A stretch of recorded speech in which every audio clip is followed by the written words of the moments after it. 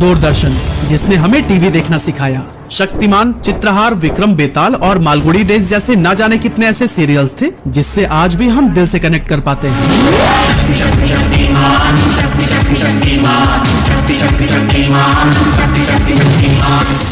यहाँ तक कि रामायण और महाभारत आने से पहले लोग अपने घरों की साफ सफाई करके अगरबत्ती जलाकर बैठते थे और एपिसोड खत्म हो जाने के बाद से प्रसाद भी बांटे जाते थे। क्रिकेट हो या फिर ओलंपिक्स, हर खेल का प्रसारण दूरदर्शन पर ही होता था।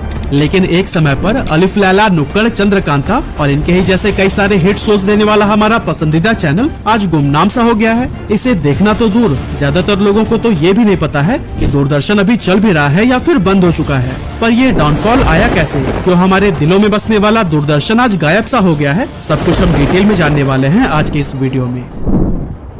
अब दोस्तों, वैसे तो आज सोशल मीडिया और मॉडर्न टीवी शोज का जमाना है, लेकिन अगर आप 90s में जन्मे हैं तो फिर आपको दूरदर्शन से एक अलग ही लगाव होगा। वो एक जगह पर सभी का इकट्ठा होकर टीवी देखना, सिग्नल प्रॉपर न आने पर छत पर जाकर एंटीना हिलाना, मतलब अलग ही टाइम था वो हम सब के लिए। पर सवाल ये है कि रेडियो के उस जमाने में हमें दूरदर्शन मिला कैसे।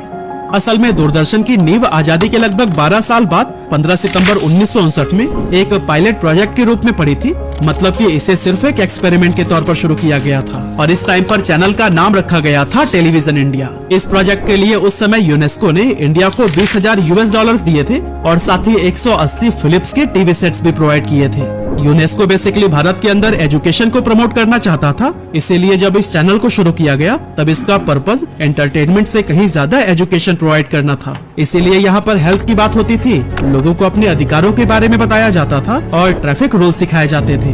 ये उस समय इसलिए जरूरी था क्योंकि लोगों के बीच इन चीजों को लेकर बहुत ही कम अवेयरनेस थी और कम जानकारी की वजह से लोग ना तो नियमों का पालन कर पाते थे और न ही किसी के सामने अपने अधिकारों की बात रख पाते थे। शुरुआती दिनों में दूरदर्शन पर हफ्ते में सिर्फ 2 ही दिन प्रोग्राम्स आते थे, वो भी सिर्फ आधे घंटे के लिए। लेकिन फिर आगे चलकर 1965 में पहली बार इस चैनल पर हर रोज 1 घंटे का ब्रॉडकास्टिंग शुरू किया गया और इसमें 5 मिनट की न्यूज बुलेटिन भी जोड़ी गई। अब दूरदर्शन की इस पहल ने इसकी पॉपुलैरिटी को बहुत ही ज्यादा बढ़ा दिया, क्योंकि लोग जो पहले सिर्फ रेडियो पर न्यूज सुना करते थे वो इसे अब टीवी पर देख भी सकते थे। लेकिन दोस्तों, इसके बाद से नेक्स्ट ईयर दूरदर्शन पर एक ऐसा प्रोग्राम आना शुरू हुआ जिसने की देश में क्रांति ला दी।